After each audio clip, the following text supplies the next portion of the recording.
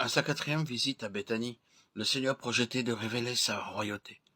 Il fallait que ses amis comprennent ceci, savoir comment ils pourraient jouir des privilèges de cette royauté, et paradoxalement, comment être humble et soumis.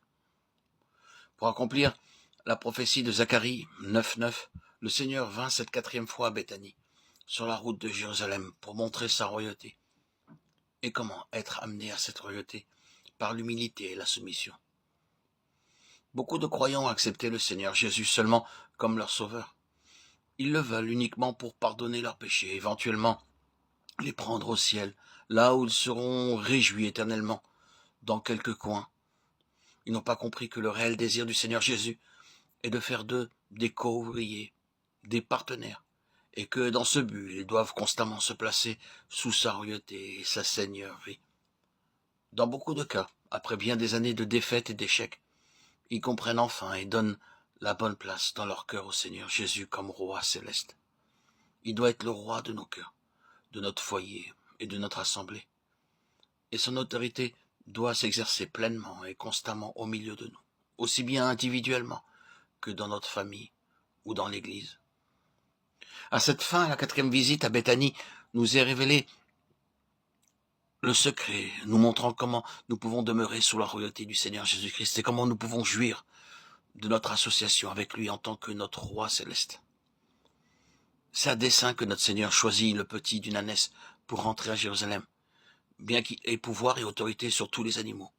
Dans Marc 1.13, nous le trouvons vivant parmi les bêtes sauvages, les lions, les ours, les chacals, les loups, et tout ce qui était dans le désert de Palestine.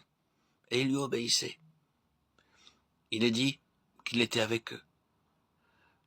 S'il avait voulu chevaucher un lion, il aurait appelé cet animal à lui, et il lui aurait obéi.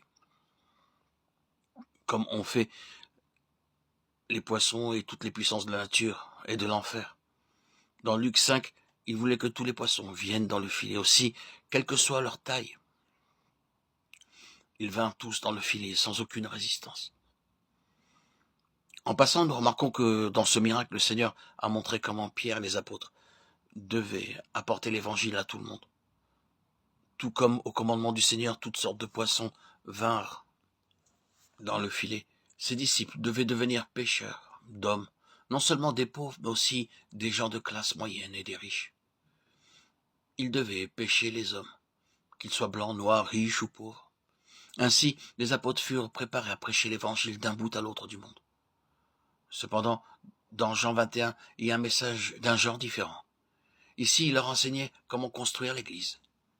Il dit au verset 17, « Paix, mais oui, les apôtres étaient établis pour amener les croyants à la maturité.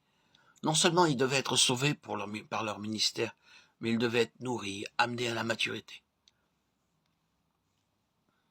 Notre Seigneur a illustré cela dans Jean 21 lorsqu'il commanda au seul grand poisson de venir dans le filet. Il voulait de gros poissons. Les disciples étaient ainsi préparés et enseignés pour amener les croyants à la majorité et à la pleine maturité, jusqu'à ce que nous soyons tous parvenus à l'unité de la foi et de la connaissance du Fils de Dieu, à l'état d'homme fait à la mesure de la stature parfaite de Christ. Éphésiens 4.13. Dans Jean 21, notre Seigneur montre comment les gros poissons vinrent dans le filet sans querelle et sans lutte, mais très calmement, en bon ordre,